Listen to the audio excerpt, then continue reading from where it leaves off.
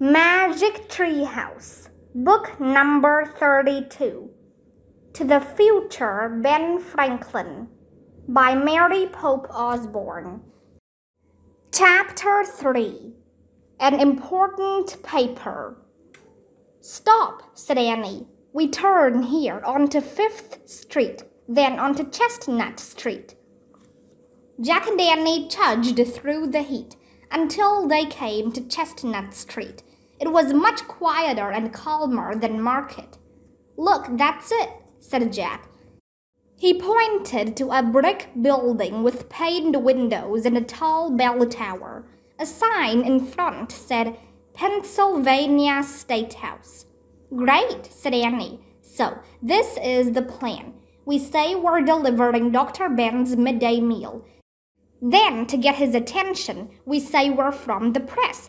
That's what the rhyme tells us to do." "Got it," said Jack. "Let's go." Jack and Annie walked up a pebbled path to the State House. When they reached the brick building, they knocked on the front door. No one came to let them in. Annie tried to turn the door's handle, but it was locked. Looking around, Jack noticed that all the windows were closed. Most of the blinds were drawn. "No one's here," he said. He felt sweaty and tired from the humid heat. "We came here for nothing." "Darn," said Annie. "Maybe we should go back to Dr. Ben's house and wait for him there." Suddenly, the door swung open. A guard in a blue jacket and white pants stood before them. "He looks like a soldier from the American Revolution," Jack thought. "No guests are allowed to enter," the guard said. "But, sir, we're not guests," Annie said politely. "We're delivering a midday meal to Dr. Ben. It's from his daughter, Miss Sarah." "All right, come in," said the guard. He moved away from the door. "Thanks," said Annie. She and Jack stepped into the building. "The doctor is in the assembly room," the guard said, pointing down the hall. "Wait outside the room until they take a break." "Yes, sir," said Jack. Jack and Annie tiptoed down the dark, shadowy hallway. "Listen," said Annie.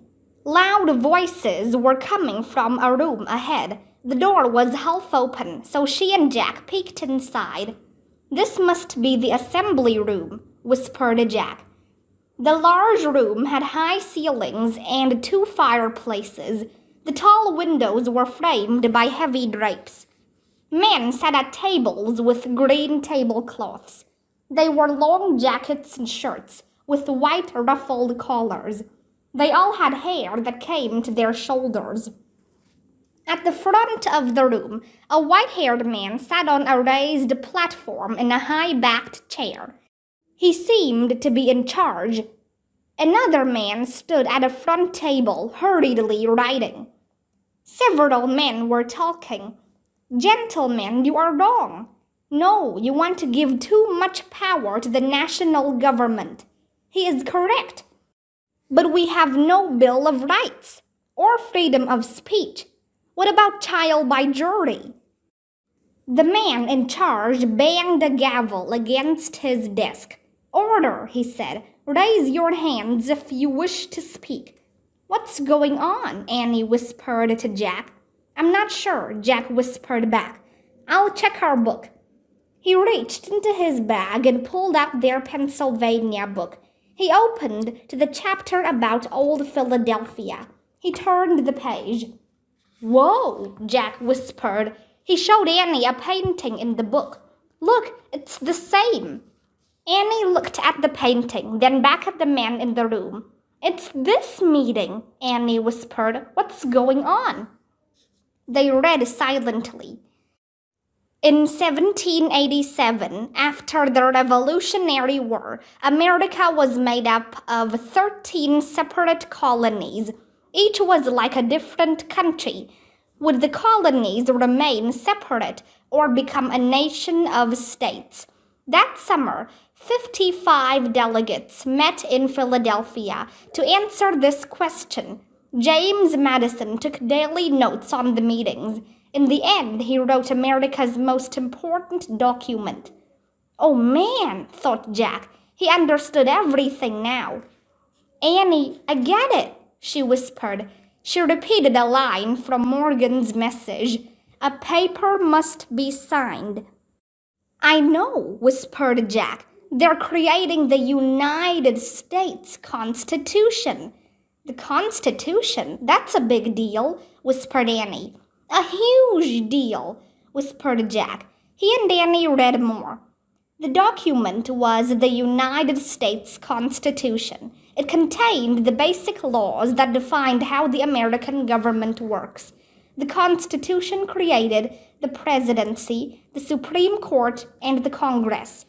James Madison's work made him known as the father of the Constitution. Besides Madison, some of the most famous delegates were General George Washington, Alexander Hamilton, and Dr. Benjamin Franklin. Dr. Ben, said Jack. I think I see him, whispered Annie. Where? Said Jack. There, said Annie. The old man in the glasses. Annie pointed to an older man with wispy gray hair and glasses. He was wiping his face with a handkerchief. Yes, whispered Jack. That's Dr. Benjamin Franklin. Chapter 4. House Change. Benjamin Franklin, Annie whispered.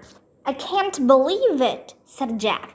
I've seen him on posters at home, said Annie, for a show at the little theater, Ben Franklin in Paris. Right, said Jack. The gardener was making sense after all, he thought. Jack knew that Benjamin Franklin was a scientist, an inventor, a diplomat, a writer, and almost everything else you could think of. Where's George Washington? Whispered Annie. He must be in front, said Jack. He pointed to the white-haired man in the high-backed chair on the platform. The general was much older than he was when they'd met him in 1776, but he still looked strong and powerful. I wonder if he'll remember us, whispered Annie. I hope he doesn't, said Jack. He's a lot older and we're not. That would be hard to explain. That man writing must be James Madison, said Annie. She pointed to the small, thin man writing at the front table. George Washington banged his gavel again and rose from his chair. We must stop now, he said. Let us put aside our differences and enjoy a meal together. The delegates began rising from their chairs. Some were still grumbling and shaking their heads. George Washington walked over to Ben Franklin. Ben leaned on his walking stick as the two men spoke quietly. Let's go, said Annie. Wait, said Jack. We need to plan what to say to him. But before he could stop her, Annie hurried across the room with Ben's food basket. Oh man, thought Jack, following her. Ben caught sight of them. Hello, children, he said with a friendly smile. George Washington looked startled when he saw Jack and Annie. Have we met before? He asked in his deep, calm voice. Actually, Annie started, but then stopped. Jack shook his head.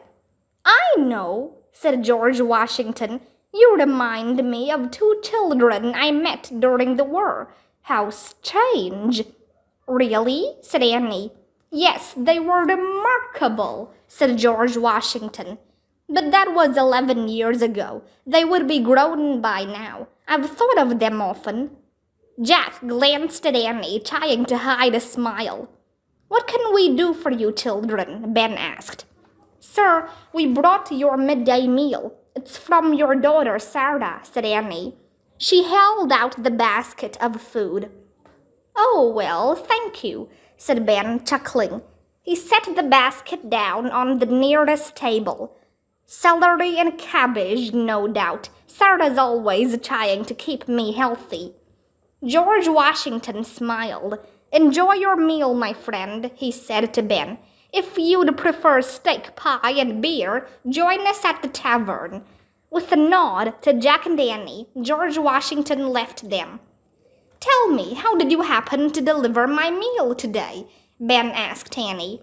His eyes were bright with curiosity. I was expecting Louis.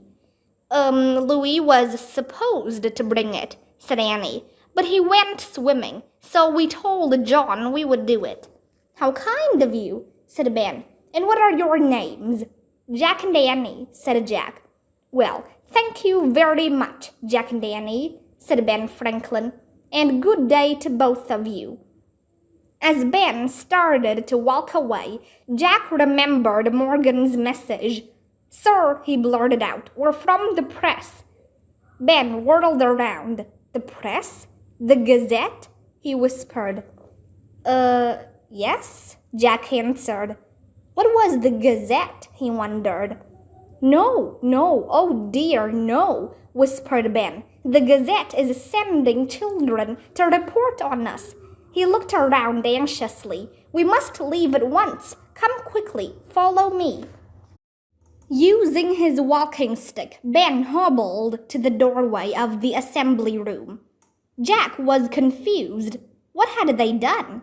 Sir, he said as they rushed down the hallway after Ben. We're actually quiet, not here, not another word here. That way, out the back, said Ben. Using his cane, he hurried to the back of the State House. This way, come with me, he said. He opened the door and stepped outside.